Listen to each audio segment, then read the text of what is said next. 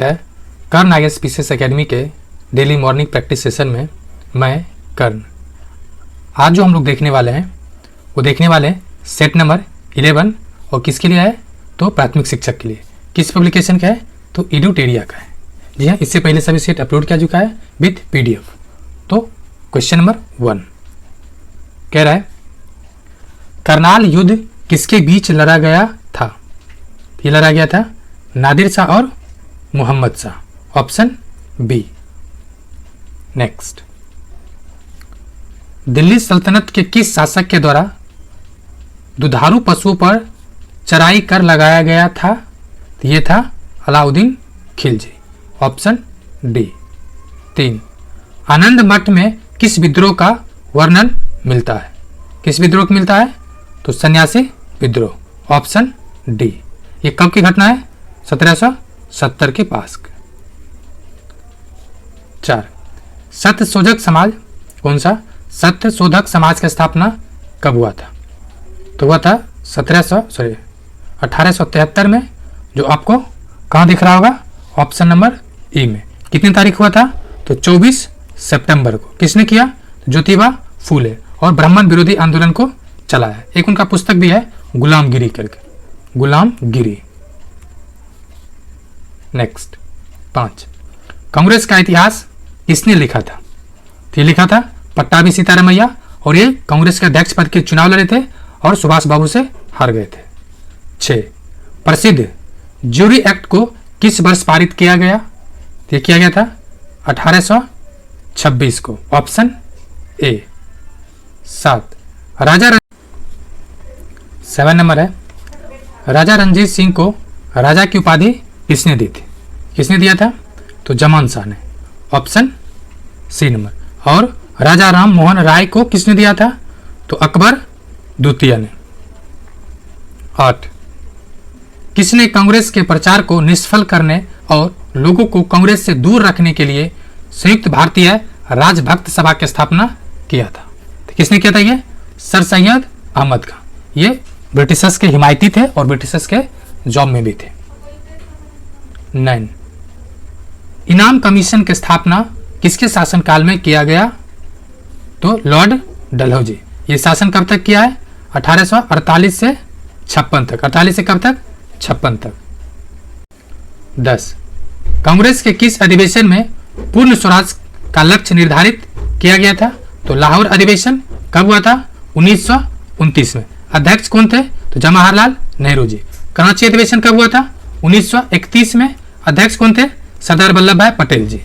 सूरत अधिवेशन कब हुआ था 1907 में। और सूरत अगर अच्छा किसी की सूरत हो तो झगड़ा हो ही जाता है। यही झगड़ा हो गया सूरत में नरम दल और गरम दल में। 11, किस गवर्नर जनरल पर महाभियोग का मुकदमा चलाया गया था तो वारन हस्टिंग पे, ऑप्शन ए नंबर। 12, ILO के प्रथम अधिवेशन 1919 में भारत का प्रतिनिधित्व किसने किया था। तो किसने किया था जोशी जी थे, MN जोशी जी किए थे, ऑप्शन नंबर ए। 13, भारतीय ट्रेड यूनियन कांग्रेस के प्रथम अध्यक्ष कौन थे। भारतीय ट्रेड यूनियन कांग्रेस के प्रथम अध्यक्ष कौन थे तो Lala Lajpat Rai, option B. 14 number, सर्वप्रथम किस वर्ष भारत में सिविल सेवा परीक्षा का आयोजन किया गया था तो किस वर्ष किया गया था ऑप्शन ई। तो आंसर क्या हो जाएगा 1922। और प्रथम व्यक्ति सत्येंद्रनाथ टैगोर। 15, ब्रिटिश भारत में भारतीय स्वतंत्रता विधेयक को कब प्रस्तुत किया गया। ध्यान दें ये पूछा है कब प्रस्तुत किया गया था तो किया गया था 4 जुलाई 1947 को। पारित कब हुआ था तो 18 को पारित हुआ, 4 को पेश किया गया था। 16, भारत छोड़ो आंदोलन के समय इंग्लैंड का प्रधानमंत्री कौन था तो चर्चिल था, Winston Churchill, option D. 17, Cripps mission को निम्नलिखित में से किसने उत्तर दिनांकित चेक यानी पोस्ट डेटेड चेक कहकर आलोचना किया था। तो किए थे महात्मा गांधी जी, ऑप्शन सी। 18, मुस्लिम लीग ने किस वर्ष मुक्ति दिवस मनाया था? तो 1939 में, ऑप्शन बी 19। अखिल भारतीय मुस्लिम लीग के किस अधिवेशन में बकरीद के अवसर पर गौवध निषिद्ध का प्रस्ताव पारित किया गया था? यह था अमृतसर 1919, अमृतसर 1919। 20। निम्नलिखित घटनाओं को काल अनुक्रमांक के अनुसार आरोही क्रम में व्यवस्थित करें। ये जो राजगोपालाचार्य प्लेन था ये 44 में आया है, बेबल प्लेन ये 45 में आया है, माउंटबेटन 46 नहीं 47 होगा, और कैबिनेट मिशन 46। तो इसको व्यवस्थित किया जाए तो क्या हो जाएगा? पहले नंबर पर कौन सा आएगा? 1 नंबर इसका हो जाएगा 1 2 4 3। क्या आ जाएगा? 1 2 4 3, ऑप्शन डी 21। मैडम कामा ने 1907 में प्रथम तिरंगा ध्वज कहां फहराया था? तो स्टुअर्ट गार्ड में, ऑप्शन डी 22। निम्न में से किस हड़प्पाकालीन स्थल से टेराकोटा का हल प्राप्त हुआ था? ये बनावली, ऑप्शन बी। कालीबंगा से क्या प्राप्त हुआ था? ये कई बार पूछा भी से, तो जुते हुए खेत का साक्ष्य। 23। मगध महाजनपद का उल्लेख सर्वप्रथम किस वेद में मिलता है? तो मिलता है अथर्ववेद में। यह भी क्वेश्चन कई बार पूछा है। 24। निम्नलिखित महाजनपदों को उनकी स्थिति के अनुसार पूर्व से पश्चिम की ओर, यानी पूर्व से पश्चिम की ओर क्या करें? व्यवस्थित करें।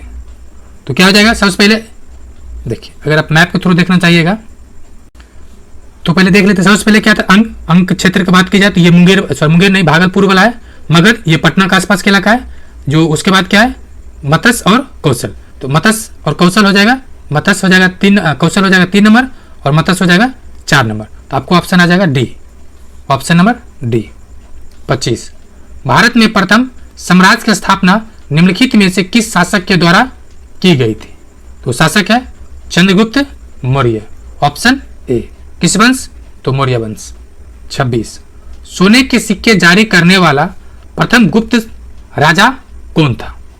तो यह राजा था स्कंदगुप्त, ऑप्शन ए। हालांकि चंद्रगुप्त द्वितीय जो है, चंद्रगुप्त द्वितीय लगा दीजिए, ये चांदी के सिक्के जारी किया था सर्वाधिक। कारण क्या है? इन्होंने जो सिल्क रूट था, ठीक है, उस पर कब्जा कर लिया था। उसके वजह से इसको चांदी की संख्या मतलब इसकी ज्यादा प्राप्त होने लगा था। Question number next 27। हर्षवर्धन प्रशासन के संबंध में गलत कथन का चयन करें। तो गलत कथन कौन हो जाएगा? उसके साम्राज्य में कोई गुलाम नहीं था, बात सही है। उसकी राजधानी कन्नौज थी, यह भी सही है। सती प्रथा प्रचलित नहीं थी, यह बात भी सही है। उच्च जातियों में विधवा पुनर्विवाह की अनुमति नहीं थी, यह भी कथन सत्य है। तो इसमें असत्य कथन कौन सा है? गलत कथन? तो उपरोक्त में से कोई नहीं। 28। सूची 1 को सूची 2 से सुमेलित करें। सबसे पहले क्या है? मेगास्थनीज, ये किसके शासनकाल में आया था? तो चंद्रगुप्त मौर्य। तो इसमें से हुएनसोंग, आपको मैं कई बार बताया हूं, ह से हुएनसोंग और ह से हर्षवर्धन, यानी हुएनसोंग किसके शासनकाल में आया था? हर्षवर्धन, ठीक है। फाइयान चंद्रगुप्त द्वितीय, और डायनोसियस ये अशोक के समय। तो इसको आंसर देख लीजिए, ऑप्शन बी हो जाएगा। 29। सिकंदर के द्वारा भारत विजय का अभियान किस वर्ष किया गया था? तो 326 ईसा पूर्व में। कब? 326 ईसा पूर्व में। सूर्य सिद्धांत किसने लिखा है? ये लिखा है आर्यभट्ट ने, ऑप्शन ए। 31। विश्व विरासत संधि पर भारत ने किस वर्ष हस्ताक्षर किया था? यह किया था 1976 में, ऑप्शन डी। 32। भारत का पहला परमाणु रिएक्टर निम्नलिखित में से कौन सा है? तो फर्स्ट परमाणु रिएक्टर दैट वाज अप्सरा। अप्सरा यानी परमाणु कितना खतरनाक है, आप अप्सरा को देखकर अंदाजा, मतलब किसी अप्सरा को देखकर अंदाजा लगा सकते हैं। जो चीज दिखना अच्छा हो वो जरूर नहीं है कि वो बहुत अच्छा ही हो, याद करने के लिए, दिल पे नहीं लेने का। 33। अंतर्राष्ट्रीय श्रम संगठन का मुख्यालय कहाँ स्थित है? तो यह है जिनेवा में। क्या हो जाएगा? Option C. 34। उदयभूमि निम्न में से किस महापुरुष की समाधि स्थल है? यह है के आर नारायणन का। Option number D 35। देश का सर्वोच्च वीरता पुरस्कार निम्नलिखित में से कौन सा है? यह हो जाएगा परमवीर चक्र, सी नंबर। 36। निम्नलिखित राज्यों के समूहों में से किस एक समूह का समुद्र तट अरब सागर से साझा करती है? तो अरब सागर होना पहले इस साइड है, तो इस साइड कौन करेगा? देखिए आंध्र प्रदेश इस साइड है क्या? तो इस साइड नहीं, ऑप्शन ये खत्म। पश्चिम बंगाल है क्या? ये खत्म। आंध्र प्रदेश है क्या? ये खत्म। कर्नाटक है? जी हाँ कर्नाटक है। केरल है, सबसे नीचे केरल है।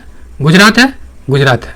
तो ऑप्शन डी। आप एलिमिनेशन ट्रिक को अपनाइए, यकीन मानिए आपको ना केवल फायदा होगा बल्कि नॉर्मल की स्थिति में से भी 4 से 5 क्वेश्चन एडिशनल आपको बनेगा।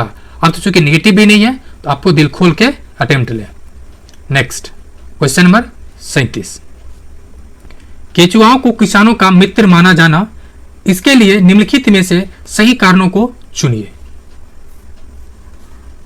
तो सही कारण है केचुआ मृत पत्ती और पौधों को खेत में तथा इसके मल से जमीन उपजाऊ बनता है। यह कथन सही है। केचुआ खरपतवार खाते हैं जिससे मुख्य फसल की रक्षा होती है। जी नहीं, अगर ऐसा होता तो खरपतवारनाशी हम लोग डालते ही नहीं खेत में। कथन 2 गलत है। आप देखिए ये कंफर्म हो गया कथन 2 गलत है, तो आप ऑप्शन पे चलिए। पहला ऑप्शन खत्म, दूसरा ऑप्शन खत्म, अब बाकी चलते हैं। केचुआ खेत की मिट्टी को छिद्रयुक्त बनाते हैं जिससे जमीन हल्की होती है। यह कथन भी सही है, यानी 1 सही है, 3 सही है। तो अब आपका ऑप्शन आसानी से क्या पिक हो जाएगा? Option number B. 4 पढ़ने की कोई जरूरत नहीं है, फिर भी पढ़ देते हैं। केचुआ द्वारा बनाए गए छिद्रों से जमीन को आसानी से हवा और पानी मिलती है, यानी ऑप्शन क्या आंसर क्या हो जाएगा? B number. Next question number 38। प्राथमिक स्तर पर भाषा सिखाने का अर्थ है। क्या अर्थ है? तो भाषा का प्रभावी उपयोग। Option number A 39। कहानियां बच्चों के भाषा विकास के लिए किस पक्ष को सर्वाधिक प्रभावित करती है? यह पक्ष कौन सा होगा? तो कल्पनाशीलता एवं सृजनात्मकता। Option B 40। अक्टूबर 2022 में डेनमार्क के फाउंडेशन फॉर एनवायरमेंट एजुकेशन द्वारा भारत के किस राज्य या केंद्र शासित प्रदेश के 2 समुद्री तटों को ब्लू फ्लैग प्रमाणन प्रदान किया गया है? ये कौन सा 2 तट है? तो लक्षद्वीप का है। ठीक है, देखिए ये एक्चुअली टोटल ब्लू फ्लैग परमाणन कितना प्राप्त हो गया भारत को मिला अभी तक? तो 12 को। ठीक है, ये होता क्या है एक्चुअली में, जो इन्वायरमेंट जी हाँ जो भी सी है ना बीच, उसको जो भी इन्वायरमेंट फ्रेंडली रखता है उसको प्रदान किया जाता, मतलब साफ सफाई इसके लिए। 41। हाल ही में प्रधानमंत्री नरेंद्र मोदी ने भारत के किस शहर में महाकाल लोक गलियारा परियोजना के पहले चरण का उद्घाटन किया है? तो यह किया है उज्जैन, महाकाल नगरी उज्जैन में। 42। हर घर गंगा जल योजना के संबंध में निम्नलिखित में से कौन सा कथन सही नहीं है? यह क्वेश्चन पिछले बार जो 68 हुआ था उसमें पूछा गया था। तो देखते हैं। यह योजना बिहार सरकार द्वारा जल जीवन हरियाली मिशन के तहत शुरू किया गया। जी हाँ। नेक्स्ट है, इसका पहला चरण राजगीर से शुरू होकर तथा दूसरा चरण नवादा में लागू हुआ। जी हाँ, हाल ही में नवादा को भी इसमें शामिल किया गया और इसमें 5 स्थल शामिल हो चुका। पहले 4 था, 1 5 हो गया। इसके तहत प्रत्येक लाभार्थी को पीने और घरेलू उद्देश्यों के लिए प्रतिदिन 135 लीटर गंगा जल प्राप्त होगा। जी हाँ, इस योजना के दूसरे चरण को नवादा में 2023 में शुरू किया गया। तो ये बात भी सत्य है। इसका गलत कथन कौन होगा? तो इसका कोई भी कथन गलत नहीं है, मतलब इसका आंसर होगा उपरोक्त में से कोई भी कथन क्या है? गलत नहीं है। 43। ड्रोन के माध्यम से दवाई पहुंचाने के लिए भारत का पहला ड्रोन स्टेशन कहां स्थापित किया गया है? तो यह है मेघालय। Option number C. 44। नवंबर 2022 में प्रधानमंत्री नरेंद्र मोदी ने किस शहर में स्टैच्यू ऑफ प्रॉस्पेरिटी का अनावरण किया? किसका? Statue of prosperity. यह है बंगलुरु में। Option B. 45। टाइम्स मैगजीन द्वारा पर्सन ऑफ द ईयर 2022 किसे चुना गया है? यह है व्लादिमीर जेलेंस्की। ये है कौन? यूक्रेन के राष्ट्रपति। 46 निम्नलिखित में से कौन सी संरचना केवल पौधों की कोशिकाओं में पाए जाते हैं और पशु कोशिकाओं में नहीं पाए जाते? यानी एनिमल में कौन सा है और प्लांट में कौन सा नहीं है, मतलब डिफरेंस क्या है? तो ये कौन सा है? ये हो जाएगा आपको chloroplast, option B number. Chloroplast केवल प्लांट एनिमल में पाया जाता है, प्लांट और मतलब कि प्लांट में ही पाया जाता है। 47 जीन क्या है? तो यह है डीएनए का एक खंड जो प्रोटीन के लिए कोड करता है, यानी ये माने डीएनए रहता है इस तरह से, ठीक है। इसका जो एक पार्ट निकालिएगा, एक पार्ट ऐसे, ये हुआ जीन। 48 किस प्रकार के कोशिका विभाजन से दो समान संतति यानी डॉटर सेल्स का निर्माण होता है? तो हो जाएगा माइटोसिस, ऑप्शन बी।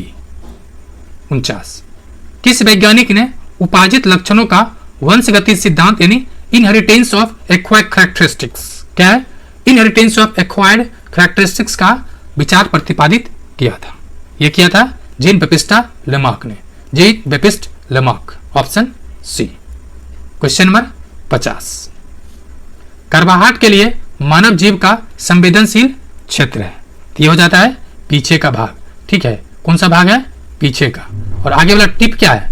तो टिप इंडिकेट करता है मीठा को, यानी आप अगर मीठा खा रहे हैं तो जरूर अनुभव कीजिएगा कि आपको मीठा लग कहां से रहा है, तो ये टिप वाला।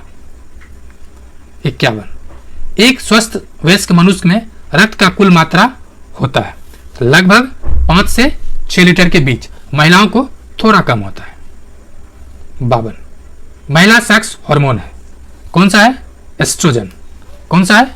एस्ट्रोजन। देखिए 66 में यही क्वेश्चन था, मतलब ये 66 में पूछा गया था कि कौन सा हार्मोन है, तो बहुत सारे विद्यार्थी ने ऑक्सीटोसिन को भी टिक किया था, जो आंसर गलत है, ऑक्सीटोसिन नहीं है, ये केवल और केवल क्या है? एस्ट्रोजन। ये क्वेश्चन 66 में पूछा गया था।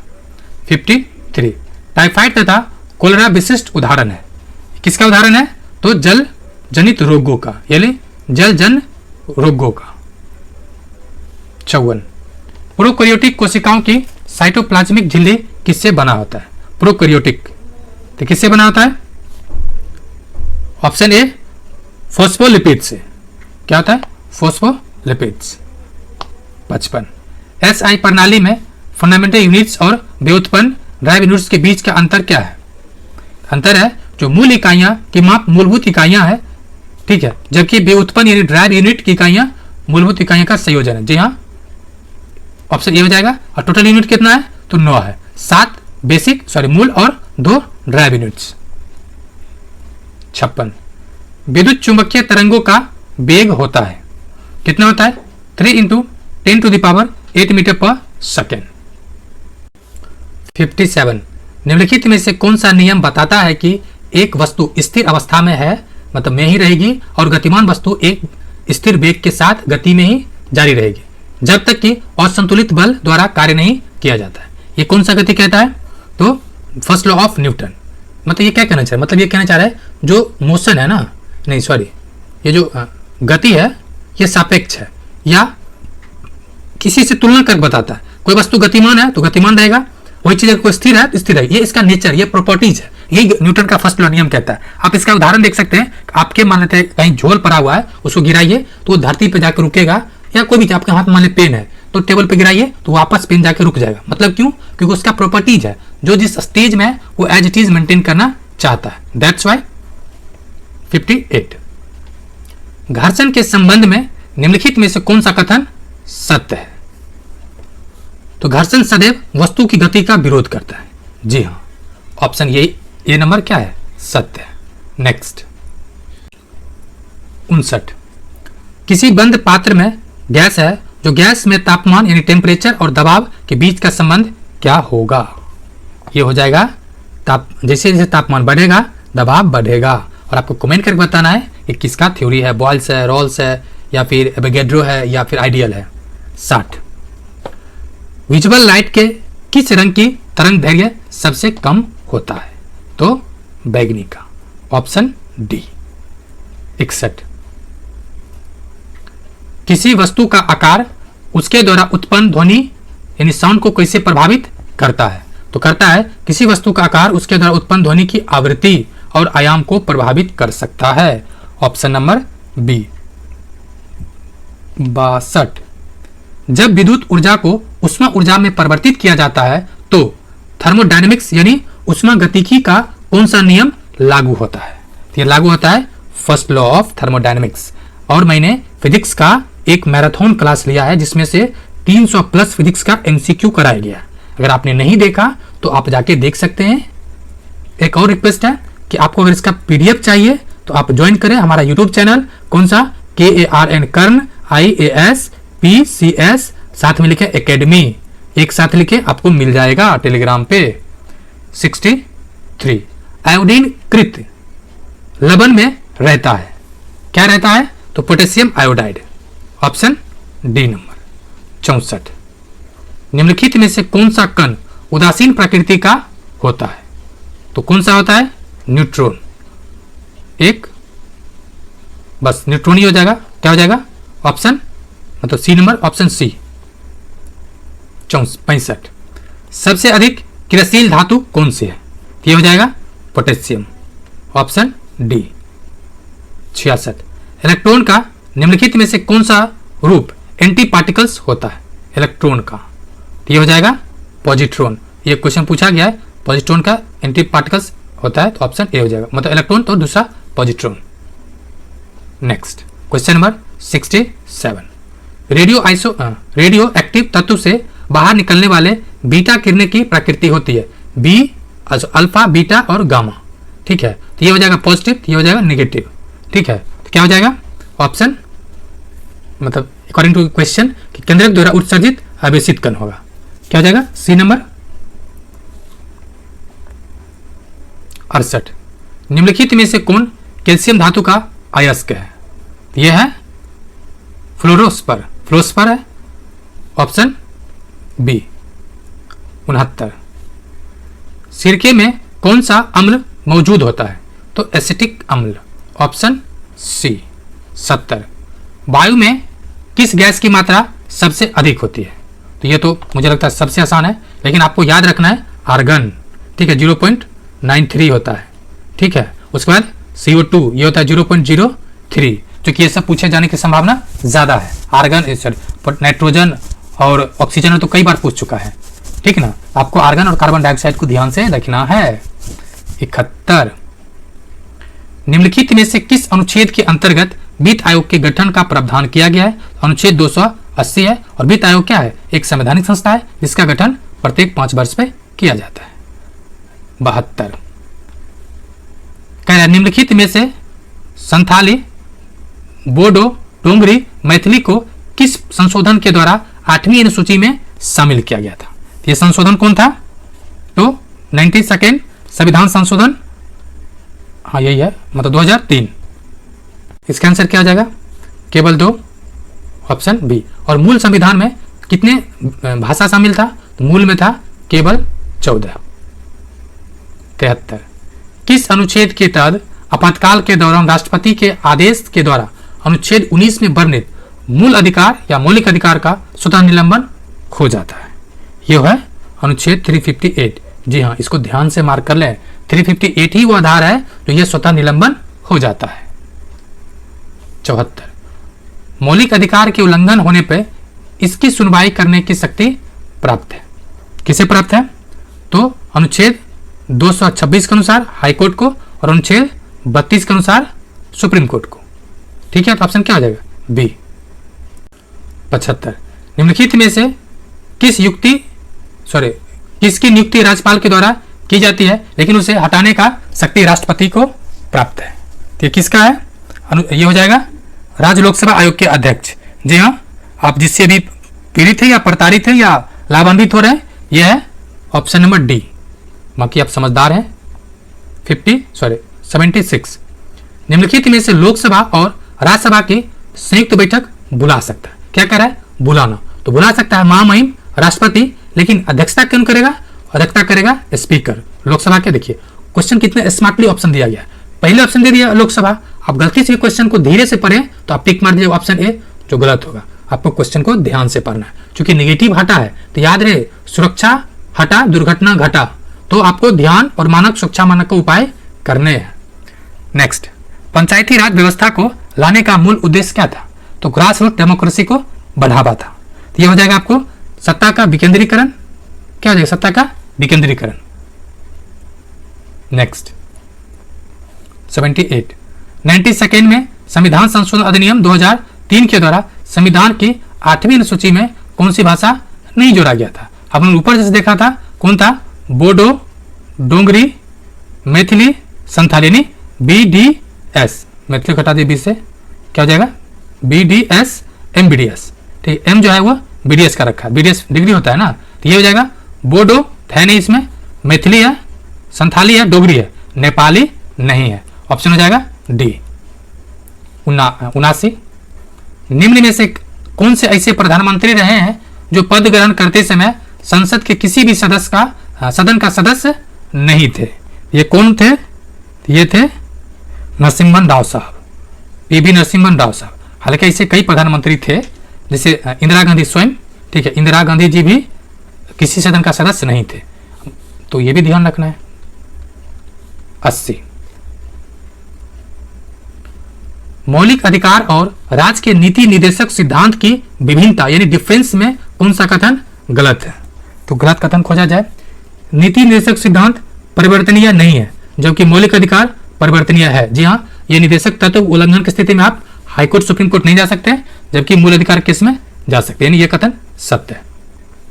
मौलिक अधिकार राजनीतिक लोकतांत्रिक को सुरक्षा सुनिश्चित करता है, जबकि नीति निर्देशक तत्व सामाजिक और आर्थिक को, यह भी कथन सत्य है। पहला कथन सत्य, दूसरा कथन सत्य। थर्ड है, आपातकाल के दौरान कुछ मौलिक अधिकार निलंबित हो सकते हैं, जबकि राज्य के नीति निर्देशक सिद्धांत तत्व निलंबित नहीं किए जा सकते। जी हाँ, चूंकि ये लागू ही नहीं है तो निलंबन का कोई सवाल ही नहीं बनता है, तो ये भी कथन सत्य है। यानी इसका गलत कौन सा हो जाएगा?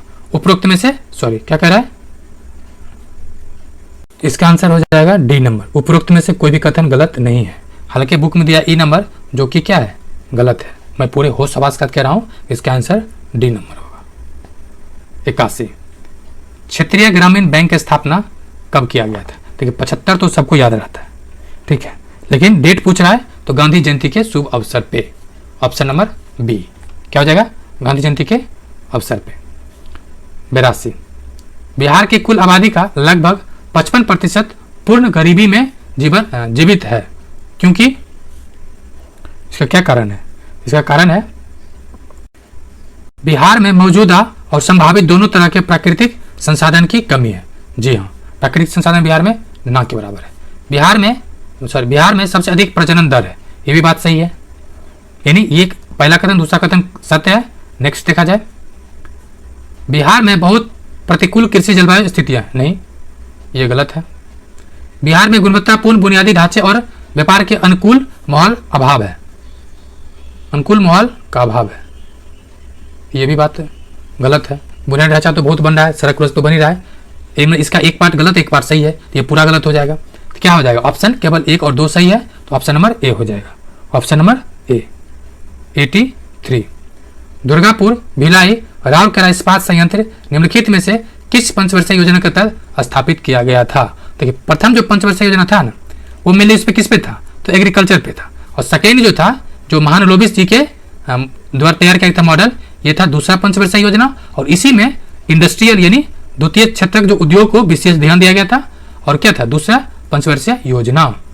84, केंद्रीय बजट 2023 के अनुसार आज की तारीख में भारत में प्रति व्यक्ति आय कितना है? भारत में प्रति व्यक्ति आय कितना है? तो हो जाएगा 1.97 लाख रुपया, ठीक है। और बिहार कितना है? 1.1 लाख के आसपास है। और मतलब ये सर्वाधिक जो है ये पटना का है, मतलब टॉप है पटना का, और सबसे कम शिवहर का है जो 18,000 समथिंग है। और बिहार कितना है? तो लगभग, हाँ ये लगभग 50,000 कुछ रुपया है, एग्जैक्ट याद नहीं है, आप कमेंट कर सकते हैं। कौन सा केंद्रीय मंत्रालय MSE कलेक्टर विकास कार्यक्रम लागू किया है, लागू करता है? ये जो है आपको MSMI मिनिस्टर है, यानी MSMI, ठीक है। ऑप्शन सी हो जाएगा। 86 6, भारत में जब अनिलों का प्रभाव होता है तो निम्न में से कौन सी घटना होती है? तो घटना जो होती है कि भारत के दक्षिण पूर्व एशिया क्षेत्र में सूखे की स्थिति उत्पन्न होती है। Option A. 87, निम्नलिखित राज्य और उस क्षेत्र से जुड़े जनजाति के मिलान असत्य है। तो देखा जाए भील कर्नाटक में, यह सत्य है। खासी गारो खासी जनतिया मेघालय में, सही है। टोड केरल नाव के, तो से तमिलनाडु, तो से टोड, तो तमिलनाडु में ये, और मैतेई मणिपुर का है। तो ऑप्शन हो जाएगा सी नंबर। 88, निम्नलिखित में से भारत के किस राज्य केंद्र शासित प्रदेश में जनजातीय समुदाय नहीं पाई जाती है? तो ये हो जाएगा आपको हरियाणा। हरियाणा राज्य में नहीं है। Option B. 89, निम्नलिखित में से भारत में आने वाले सबसे पहले प्रजाति समूह कौन था? यह था निग्रो। Option A number. 90, जनगणना 2021 के अनुसार, 21 में आया है, इसको 11 कर लीजिए। जनगणना 2011 के अनुसार भारत में जनजातीय का सही क्रम निम्न में से कौन सा है? तो सही क्रम हो जाएगा सर्वाधिक जो है भील है, फिर गोंड है, फिर संथाल है। ठीक है, ऑप्शन सी। 91, बिहार सरकार के कुल कितने जिले बिहार राज्य के कुल कितने जिले पश्चिम बंगाल राज्य के साथ सीमा साझा करता है? यह है 3। ऑप्शन क्या हो जाएगा? ए नंबर। नेक्स्ट 92, निम्नलिखित में से स्वर्णिम चतुर्भुज योजना के अंतर्गत किन 4 महानगरों को जोड़ा गया है? ये मतलब अटल जी का योजना था। ये था मुंबई है, कोलकाता है, चेन्नई है और बेंगलुरु। ये चारों शहर है। यहां पर देखो एक चीज क्या दे रखा है, ऑप्शन ए 92 नंबर है। शहर कौन कौन है? देखो यहाँ बेंगलुरु, एक्चुअली बेंगलुरु ना होके यहाँ पे दिल्ली आना चाहिए। ठीक है, तो यहाँ पे दिल्ली दिया भी है। मुंबई है, दिल्ली है, चेन्नई है, कोलकाता है, बेंगलुरु नहीं है। ठीक है, ये मिसप्रिंट हो गया होगा। 92 नंबर हुआ, आंसर ये है। लेकिन यहाँ पर क्या हो जाएगा? बेंगलुरु की जगह दिल्ली आ जाएगा। तो ध्यान रखना है, दिल्ली है ना कि बेंगलुरु है। 93, वित्तीय वर्ष 22-23 के दौरान भारत में राष्ट्रीय राजमार्ग की कुल लंबाई निम्नलिखित में से क्या है? तो ये हो जाएगा 1,44,634 किलोमीटर। 1,44,634 किलोमीटर। बोलिए 1,44,634 किलोमीटर। 94, निम्नलिखित में से किस उद्योग में सर्वाधिक संख्या में महिलाएं कार्यरत हैं? तो ये हो जाएगा आपको चाय उद्योग। Option B. और बिहार के एक जिला किशनगंज में चाय का उत्पादन हो रहा है। 95, निम्न में से कौन व्यक्ति स्टील मैन ऑफ इंडिया, जिनका हाल ही में निधन हो गया, के रूप में जाना जाता है? तो ये कौन थे? Jamshed Irani ji, Jamshed J Irani ji. Option C. 96, भारतीय इस्पात प्राधिकरण लिमिटेड, भारतीय इस्पात प्राधिकरण लिमिटेड सेल की स्थापना कब की गई थी? तो कब हुआ था? 1974 में। 97, भारत का औसत समुद्री तल का मापन निम्नलिखित में से किस स्थान से किया जाता है? तो कहां से किया जाता है? ये मेनली चेन्नई से। Option D number. 98, भारत निम्नलिखित में से कितने देशों के साथ अपना स्थलीय, मेंशन कर रखा स्पष्ट तौर पे, स्थलीय सीमा साझा करता है? तो कितना देश है? 7। Option B. 99, कृषि मंत्रालय के द्वारा भारत के कृषि जलवायु प्रदेशों को कितने प्रदेशों में विभाजित किया गया है? ये किया गया है 15। ये यूपी पीसेस में बैक टू बैक 2-3 बार पूछा है। अगर यूपी वाले को स्टूडेंट सुन रहे हैं तो आप कमेंट करके कंफर्म कर सकते हैं। 100, निम्नलिखित में से थोरियम उत्पादन में भारत का सबसे अग्रणी क्षेत्र या राज्य कौन सा है? तो थोरियम मेनली पाया कहां जाता है? भारत के एक राज्य थोरियम के उत्पादन टॉप पर है, मेनली केरल, और केरल में थोरियम सर्वाधिक भी है। तो ये 100 क्वेश्चन जीके जीएस पूरा हुआ। बाकी इसका मैथ रीजनिंग का आपको पीडीएफ सोल्यूशन मिल जाएगा, जो आपको दिख रहा होगा। ये सोल्यूशन दिख रहा है एज इट इज, ये नहीं, ये देखिए सोल्यूशन है। तो आपको as it is math reasoning का सोल्यूशन शेयर किया जाता है। वीडियो देखने के लिए आपको बहुत बहुत शुक्रिया। बस फ्रेंड याद रहे, अंत भला तो सब भला। क्या? अंत भला तो सब भला। आप अपने जोश को, आप अपने जज्बे को, आप अपने हिम्मत को हारने मत दें, क्योंकि आज भी चेयरमैन साहब ने कहा है कि हमारा जो काम है एग्जाम लेना, मैंने यहाँ लिया है, बाकी ऑप्शंस खुला है। उन्हें के लिए कहना चाह रहे हैं कि आप लोग जाइए, सुप्रीम कोर्ट जाइए, सरकार के पास जाइए और अपने हक की लड़ाई लड़िए। आपको लड़ना है, इसके लिए जरूरी है कि आपका नाम रिजल्ट पीडीएफ में हो। जब तक पीडीएफ में नाम नहीं होगा तब तक आप आत्मबल रहेगा और गार्जियन साथ में होगा। तो गार्जियन के साथ चाहिए, पीडीएफ का हाथ चाहिए। शुक्रिया एंड जय हिंद।